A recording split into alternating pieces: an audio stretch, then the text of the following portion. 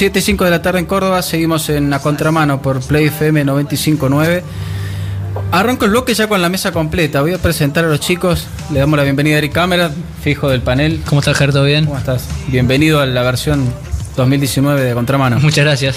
Y bienvenido Agustín Laje, hace mucho no te teníamos acá. ¿Qué haces, Ger? Sí, hace bastante. En todo tiempo. Por lo menos no en el piso, en los últimos programas del año participaste por teléfono. Sí, los últimos, y sobre todo cuando te habías ido vos de vacaciones, sí, ¿no? Sí, yo no estuve los últimos dos Estaba programas. rindiendo la última materia, era por eso. Sí, estábamos dándole una mano a recibí de abogado. Ya está, claro, es su primer programa oficialmente abogado. Están problemas. El doctor. Arreglamos tarifa por afuera. Y hablando de cuestiones legales, ¿no? ¿Qué tema Agus con esto del aborto, no? Porque hablábamos justo para tratar ahora en este bloque el tema de lo que fue esta chica de Jujuy. Sí. Y en realidad el Código Penal prevé justamente que en casos de violación estaría permitido, o sea, no se discute si hay vida o no, sino si legalmente se puede o no se puede abortar. Y un poco la discusión giraba en torno a eso, con toda la connotación política que vos venís comentando hace rato. Y quería preguntarte cómo lo viviste vos en el día a día. Sé que estuviste activo en redes sociales.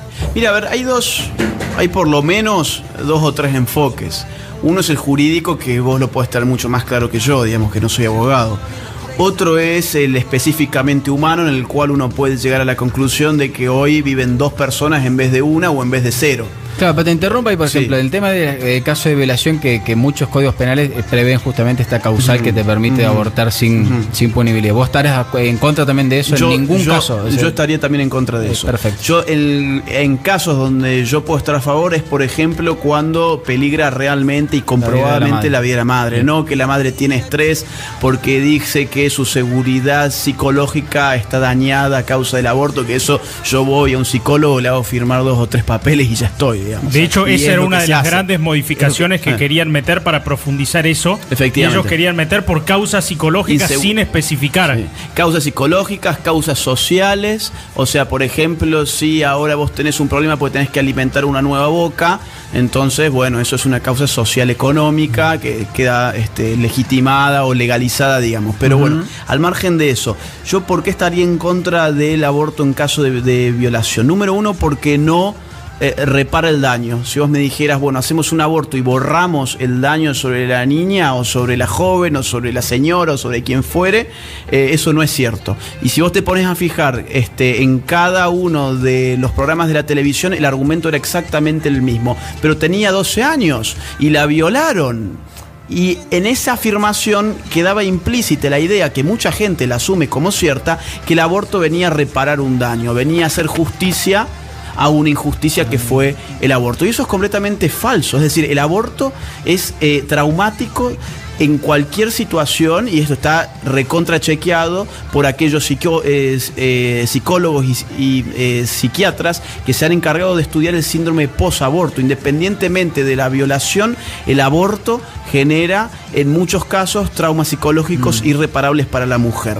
Entonces, a ver, y por otra parte, acá hay 2 víctimas y un victimario en caso de una violación. El victimario obviamente es el tipo que violó. Clarísimo. La víctima es la chica que, además de ser violada, ahora lleva en sus entrañas nueva vida. Ahora, esa nueva vida es responsable de la violación, es responsable del tipo de vida que tiene su padre. No lo es. A ver, tu dignidad no está en función de quién es tu papá. Yo no sé si tu papá es un violador, yo no sé si tu papá es un tipo honesto, un tipo deshonesto, yo no sé si tu papá le pegaba a tu mamá, yo no sé si vos fuiste fruto de una relación amorosa, una relación casual, o una relación, digamos, a punta de pistola. No lo sé. Lo que yo sí sé es que tu dignidad como ser humano está fundamentada en tu realidad como ser humano y no en la realidad de tu padre. Entonces, pensar que el aborto va a solucionar los problemas de violación solamente sirve para no escrutar verdaderamente las causas y para no terminar reparando sobre las problemáticas reales, que en este caso es la violación. Es decir, ¿qué hacemos con el violador? Bueno, han habido muchos proyectos de ley en los últimos años para endurecer las penas, para garantizar, por ejemplo, la cárcel efectiva, y resulta ser que las abortistas nunca han hablado de eso, y cuando han tenido que votar las diputadas más comprometidas con el aborto, como Victoria Donda y toda esa camarilla, ha votado en contra de las leyes que endurecen las penas para los violadores. Entonces uno dice, wow, o sea, a quien tendríamos que estar castigando severamente, y severamente uno puede llegar a pensar en la castración, como algo, hay gente que habla de esto. Sí, y ahora un poquito el juego, Eric, vos que pensás, no sé, de que cómo jugó políticamente, la política en general, el gobernador de Jujuy, ¿no? Que yo lo vi mucho más activo de lo necesario para un gobernador, ¿no? Es decir, en televisión diciendo que le iba a garantizar el... ¿Cómo ves vos este tema de que la política se meta de lleno en una cuestión que la verdad que no... Y lo que pasa es que mete presión de alguna manera, porque vos, un grupo de gente que está ahí en el hospital planteando que mirá, que dudando, no se haga el aborto, y viene el y te gobernador. cae todo, encima una provincia como Jujuy, donde el gobernador tiene un peso importante. Entonces las asociaciones civiles, ¿cómo juegan ahí? Y bueno, lo que pasa es que no creo que sea el gobernador el que metió la política acá, sino que la política estaba metida desde mucho antes.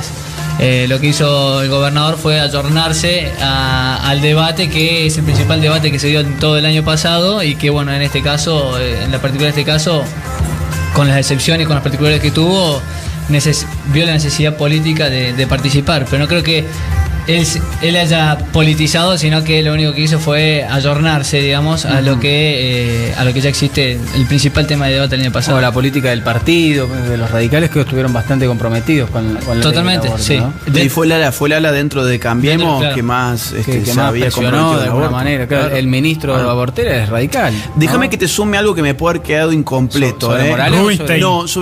Sobre el caso A ver, cuando se supo lo del caso, salieron unas seis familias a pedir la adopción de esta nena, que ya tenía 6 meses de gestación. O sea, 26 semanas y media. 26 semanas y media, es decir, claro, más de 6 meses. Hago un paréntesis ahí. ¿Cómo abortás un caso así? Porque un misoprostol no te sirve. No. Tenés que matarlo, con inyecciones, y después sacarlo muerto. Que además no lo sacás automáticamente, por ahí pasan 1 o 2 días, claro, con el con el bebé muerto adentro del vientre. O sea, a través de inyecciones lo asesinás dentro del vientre, aguantás 1 o 2 días, como dice Alex, y después sacás el cadáver. Generalmente es así. El procedimiento, pues obviamente que el bebé ya tiene un tamaño muy próximo al Claro, por eso declaraba esto, o sea, que nos vayamos a otro tema. Sí. Ahora sí decimos. A ver, nadie quería que esta chica se hiciera cargo con 12 años de el hijo. Totalmente. Nadie, eso, claro, ¿por qué digo esto? Porque los medios han generado la sensación de que los sectores pro vida esperaban que la niña fuera la madre, en el sentido de la quieren obligar a parir, claro, la quieren obligar a ser madre. No solo que eso es mentira, sino que además se pide y se exige que se termine con la burocracia en el tema de la adopción, que hoy hay en Argentina. Claro, ahora vos fíjate todos los problemas que se despliegan cuando uno ve el panorama un poco de forma más racional y como más amplia, ¿no? Tenés el problema de la violación, no hay cárcel efectiva para los violadores. Tenés el caso de la adopción, son trámites que te pueden llevar hasta 10 años. 8 o 10 años, claro. Ok, entonces, ¿qué hace el aborto? Eso anestesia un problema social, porque la gente, en vez de estar hablando y solucionando las cuestiones importantes, la violación, la adopción, se piensan que con el aborto se acabó y vamos a vivir todos en un reino de justicia. Es como cuando discutís inseguridad y te dicen meter balas, ¿viste? Como decir, claro, era más fácil, claro, liquidó el que apareció en la puerta, ¿viste? Claro. La banda que hay atrás de exactamente, policía corrupta, las mafias, la barra brava, la financia de la justicia, etc. Es meter bala, ¿no? Es como ya está, soluciono el problema, reviento al trapito. Es como esos tipos, ¿viste? Que tienen un problema crónico. Por ejemplo, no sé, tenés un dolor de panza crónico durante 3 meses y vos lo adjudicás a que es porque te comiste un asado ayer con tus amigos, ¿viste? Sí. No, fue ese asado que me comí hace una semana, pasó otra semana más. No, fue el asado que me comí hace 2 semanas y pasan 2 meses. No, pero fue aquel asado, y capaz que tenés un cáncer, ¿te das cuenta? Entonces lo mismo pasa con este tema. ¿El aborto qué hace? El aborto es un analgésico, digamos. Te calma relativamente el dolor social y te da la sensación de justicia. Tenés un chivo expiatorio. El dolor de la violación se soluciona con el dolor que la sociedad le va a generar a un inocente, que lo tenés como la víctima perfecta porque no tiene historia. Es decir, totalmente. ¿Qué es el ser humano por nacer? Un ser humano sin historia. Claro. Entonces a nadie le da pena hasta que lo ves, porque si hoy ya lo ves en la incubadora, entubado como está, con suero como está, bueno, ya le ves rostro. Cuando le ves rostro... No es tan abstracto. Exactamente. Exactamente. El gran tema es que el hombre se permite hacer daño cuando no ve el rostro. Y cuando la cuestión no tiene rostro tan humano como uno quisiera. Por eso a vos te da mucho más pena, por ejemplo, matar a un perro que a una hormiga. Porque a la hormiga no es lo mismo comerte el asado que ver matar a la vaca. Exactamente. Es decir, a mí tráeme la empaquetada con todo el por esa cordero, misma razón es que el aborto no se permitió exhibir videos de abortos en el debate sobre el aborto. Es decir, estamos debatiendo un tema del cual no podemos ver qué es. No podemos ver. El aborto es el único producto que uno lo compra sin saber lo que es. Porque tampoco está prohibido que se... Tampoco les gustaba cuando los médicos explicaban cómo eran los protocolos de aborto. Efectivamente.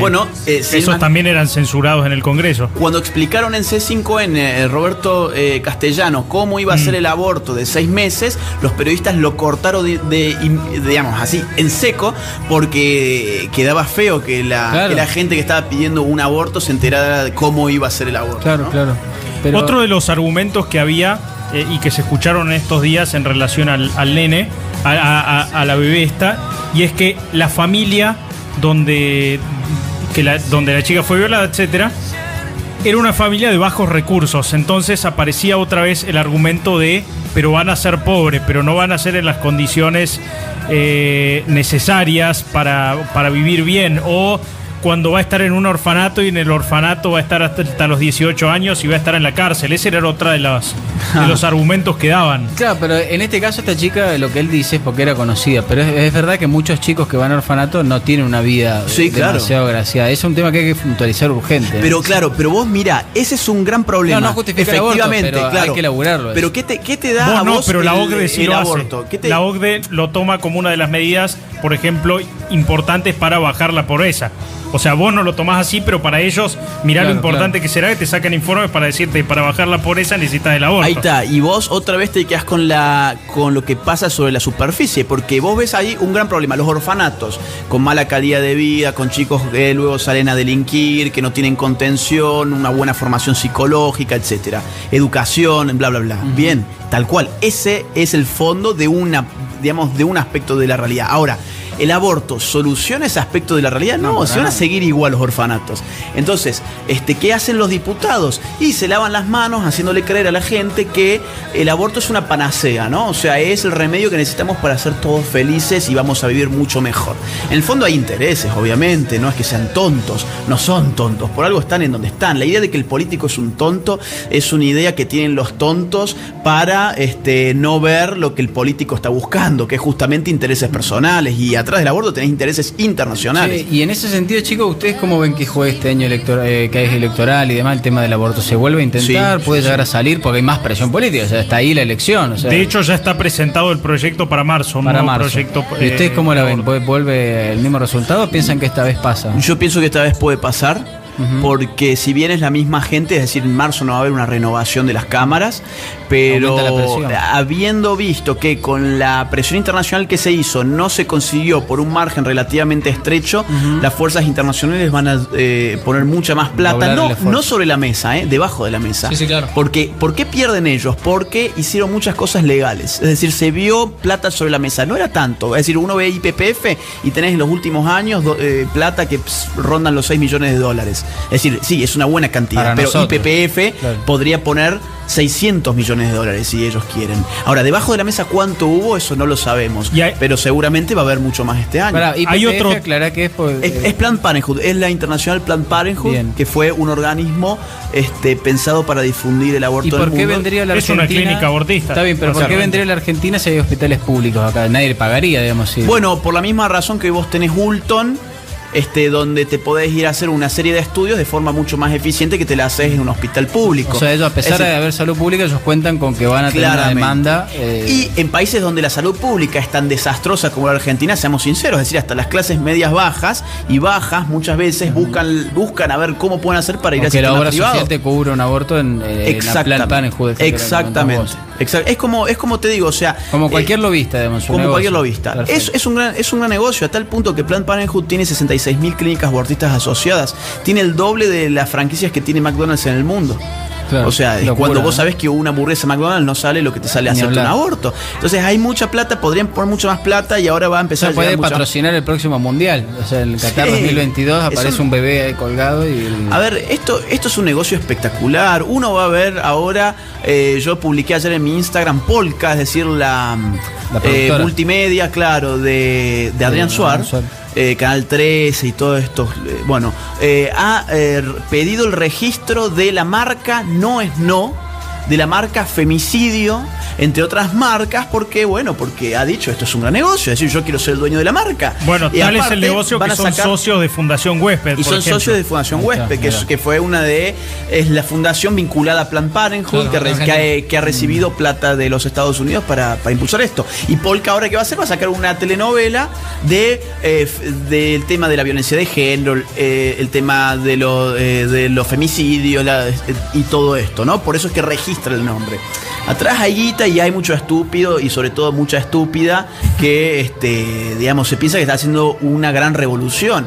Y es la revolución que no viene de abajo hacia arriba, sino que va de Pero arriba a su hacia vez, abajo. Agustín, ¿no crees que también los sectores pro vida van a redoblar el esfuerzo también en las iglesias evangélicas, por decirte, qué sé yo? Sí, pero los El límites Vaticano son- mismo, el Papa estuvo muy ausente el año pasado. Sí, estuvo O muy sea, este ausente. año- Pero yo no sé cuál es el poder de la Iglesia Católica. A vos te han hecho, o sea, a vos no digo a vos Germán, sino a la gente, le han hecho creer que la Iglesia Católica tiene un poder desmesurado y eso puede haber sido cierto hace algunas décadas.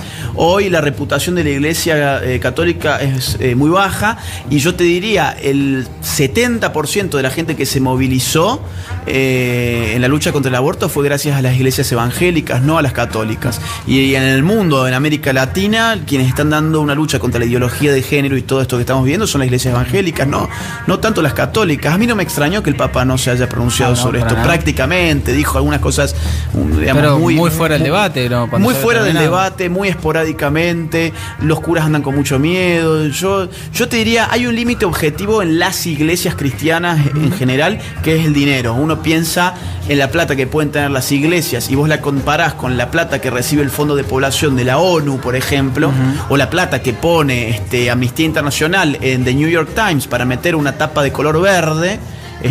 Y bueno, no sé. A ver, acá Y estamos. además los modos, ¿no? Además de la plata, los modos. O sea, la iglesia católica no va, o la iglesia, o los evangélicos no van a ir a financiar diputados por debajo de la mesa. Uno supone que no se totalmente. manejan con otro tipo de escrúpulos diferentes. Lo máximo que va a intentar es la presión política. Bueno, mira, acá la iglesia está en contra de esto. Claro. Y hay mucho electorado que es cristiano, católico, lo que sea. Vos decís que en nombre de los valores no podés corromper un diputado, digamos, sería decir de alguna a manera. ver, tenés Porque una iglesia evangelista representa valores, lo único que tiene Exactamente. sus Valores- productos son los valores. valores y cuidado, un 10% del electorado. A simple vista, digo a simple vista Claro, porque pero lo- ¿cuánto le quedaría si se corrompe? ¿Me entendés? O sea, si con tal de que no salga el aborto juega sucio, ahí perdería parte de sus seguidores. Me decir, no, yo no Sí, quiero. sí, sí, No, se puede claro. esperar, digamos, la misma actitud O sea, que. estás un poco atado de mano. Totalmente. De alguna manera, ¿no? Hay, El juego- hay un tema que quiero retomar y es si vos recién analizabas un poco lo que puede ocurrir cuando vaya nuevamente al Congreso este año. Sí. Y a mí me dio la sensación de que la ley o el proyecto de aborto que presentaron era demasiado extremo. Y eso también lo vi en declaraciones de ciertos diputados que diciendo, no, mira, yo no te lo voy a aprobar, pero porque propones esto, no porque no esté a favor. Vos decís que si se le baja un poco el tono al proyecto, si se le cambian algunas cuestiones, va a tener más apoyo del que tuvo ahora. Por ejemplo, ¿Puede de las llegar a ser clínicas, así? por ejemplo. O es una sensación que a mí me da? Yo para analizar estas cuestiones me gusta un paradigma de la ciencia política que es el de la acción racional. ¿Cuál es la acción racional? ¿Cuáles son los intereses racionales que tiene un político? Permanecer en el poder y aumentar su cuenta bancaria. Vamos a partir de esa base. ¿Que hay excepciones? Las hay. ¿Qué le da al político votos? Bueno, seguir con aquello que la opinión de la mayoría establece. ¿Qué han visto los políticos en Argentina? Uy, la cosa está mucho más fragmentada de lo que nosotros creíamos si mirábamos solamente la televisión. Es decir, la movilización después de que se aprobara en Cámara Baja fue enorme de los sectores pro vida y ahí es cuando los políticos, ¿qué dicen? Dicen eso justamente. Bueno, este proyecto de ley yo no lo comparto por este punto y porque el pueblo no está listo para una ley como esta. ¿Qué significa? Bueno, modifíquenme al pueblo y su opinión pública para que yo no pierda votos, sino que al revés los gane si yo voto a favor de esta ley. Entonces, ¿qué hace el sector abortista? Se repliega, vuelve a hacer lucha cultural, que es eso, es esto que estamos viendo ahora. O sea, es Tinelli hablando sobre estas cosas, es Telma Fardín, las novelas, son las telenovelas, lucha cultural que modifique la opinión del público para que el político, al aprobar el aborto, no tenga que pagar un costo en términos electorales. Entonces, eso es lo que a mí me hace pensar que este año, como van a redoblar tanto el financiamiento, van a redoblar las estrategias multimediáticas. Ya tenés una telenovela que está a punto de salir, que es esta nueva de Adrián Suar. Y ya tenés una telenovela que habla del aborto, dedicada. Exactamente. No sé el nombre, pues sinceramente no miro. Sí, de Nancy Duplá. Nancy Duplá, ¿no? Yo les hago una consulta sobre ese tema que hicieron un poco ustedes. Una vez que se sanciona el aborto en un país, bueno, Agustín lo debes tener más visto, ¿se puede volver para atrás? ¿Realmente hay casos que se ha podido...? No conozco ninguno. O sea, legalmente sí, pero digamos, es posible... constitucionalmente, claro. Derogar la ley, pero es fácil. En términos políticos reales, no. Porque una vez que se instala la clínica, una vez que empieza la gente, viste, a tomarlo como obvio. Lo que se ve en esos países son dos cosas. Uno, la reducción de la tasa de gente que nace en ese país. Mira, España tiene una tasa de 1.1 y el aborto se legalizó, me parece que en el año 86, 87. Y tenés un crecimiento exponencial de las mujeres que abortan. ¿Por qué? Porque está la idea de que lo legal es a su vez bueno. Totalmente. O sea, no todo lo legal es necesariamente bueno. Es decir, fumar es legal, pero ¿es bueno o es malo? Bueno, es malo porque te revienta los pulmones. Ok, bueno, pero no hago daño a nadie, entonces puedo fumar. Con el aborto pasa lo mismo. Si yo puedo abortar, ¿es bueno o malo? Y bueno, si yo puedo hacerlo legalmente y hoy el Estado es el que te dirige la moral, significa que por lo menos es neutral en términos morales. No es ni bueno ni malo, es lo que yo quiero hacer con mi cuerpo, punto final. Sí, pero otra vez, hasta que te muestran cómo es un aborto, y ahí te das cuenta que en verdad no era el cuerpo de la mujer, digamos, sobre lo que se accionaba era el cuerpo de otro ser humano que estaba en pleno de... pero vos decís que se vuelve algo banal, como hacerse... Totalmente banal. Las gomas, no a sé, ver, decir, completamente banal, es como hacerse las gomas. Totalmente. Mirá, te cuento un dato. Me da gracia, acá se ríen. Completamente banal, y ya hay muchos datos impactantes en España, sobre todo, que es un país que tiene una idiosincrasia similar a la nuestra, por razones obvias. Allá se ha confirmado que más del 60% de las mujeres que se hacen abortos ya se lo han hecho por lo menos una o dos veces antes en su vida. ¿Qué significa esto? Que el aborto pasa a ser un método anticonceptivo. Sí. En la Unión Soviética, cuando se legalizó el aborto, y fue el primer país en legalizar el aborto en la historia, porque viste que te dicen, no, pero los países súper civilizados como Canadá, qué sé yo, Francia, lo tienen, sí, bueno, andate a la historia y vas a ver cuál fue el primero que lo legalizó. Con Lenin fue. Vas a ver en los reportes sexológicos de la época, en un libro espectacular que se llama La sexualidad en la Unión Soviética. Anota, Franco. ¿Dónde? Anotalo. Para la playa. Claro, para ir mientras te metes al mar. Ahí mismo ya empieza a verse cómo el aborto pasa a ser un método anticonceptivo. Fue el número 1 de la Unión Soviética. Perdón, Laje, tuvieron que echar para atrás, puede ser. Tuvieron que echar para atrás, claro, porque les bajaba la natalidad en un país tan enorme. Claro. Imperialista por otra parte, en medio de una segunda guerra mundial donde necesitas que la gente nazca, no que muera. Claro, Stalin dio para atrás con la medida. Stalin dio para atrás. Chicos, con la medida. Quiero cerrar el bloque con un tema, así cerramos este tema pro vida y pasamos al otro tema, y es que hagas una reflexión sobre las marchas pro vida que hubo en el mundo. En Washington, por ejemplo, 500.000 personas. Trump se sumó a la marcha por videoconferencia por temas de seguridad, dijo que y no. Su vicepresidente estuvo en carne y hueso. Exactamente. Y también en Francia, que hubo más o menos unas 50.000 personas y cantaban por Argentina. Incluso en Francia tomaron los colores de la marcha pro vida como en homenaje a Argentina, que según ellos hoy Argentina es como el centro del movimiento pro vida. Sí. Bueno, rápidamente, porque no hay tiempo. Yo creo que vienen nuevos vientos para todo Occidente. Pensar en términos de Estados-nación hoy es pensar como si estuvieses en 1900. Y hoy estás viviendo una aldea global. Es decir, lo que pasa en Argentina hoy repercute sobre Francia. Hace 50 años lo que pasaba en Argentina no les interesaba en absoluto. En discusiones que no tienen que ver con política internacional, ni con economía, ni nada por Exactamente. O sea, hoy vivís en una aldea global donde Occidente se está autodestruyendo. Es decir, el peor enemigo de Occidente es Occidente. Hoy no es el Islam, no es el viejo comunismo, no. Hoy el enemigo de Occidente es Occidente y los anticuerpos ya se han dado cuenta de eso y yo espero que en los próximos años empecemos a ver cada vez más de estas marchas y políticamente hablando hay muchos casos de éxito. Trump, el de Bolsonaro, Italia, Brasil, Paraguay, Hungría, Polonia, etcétera. O sea que yo creo que se vienen buenas épocas. Importante eso como anticuerpo, ¿no? Me gustó eso. Y es un anticuerpo porque tenés un virus. A esto que hemos venido viviendo los últimos 10, 15, 20 años. Chicos, un corte chiquito. Ahora tenemos una entrevista también que vamos a estar otro bloque conversando también un poco. Estuviste en la revista Noticias, Agustín, quiero que nos cuentes de eso. Dale. Con este tema del No se termina más, la novela de D'Artés y Tema Fardini, y de alguna manera te han involucrado también ahí. Sí. Así que vamos a hacer un corte. Fue Libre en Twitter, como Fundación Libre en Facebook, en Instagram y en YouTube. Y si querés comunicarte con nosotros al programa, charlar qué te pareció el programa, las cosas que te gustan, lo que nos olvidamos, lo que no dijimos, 351-666-2286. Un corte y ya seguimos.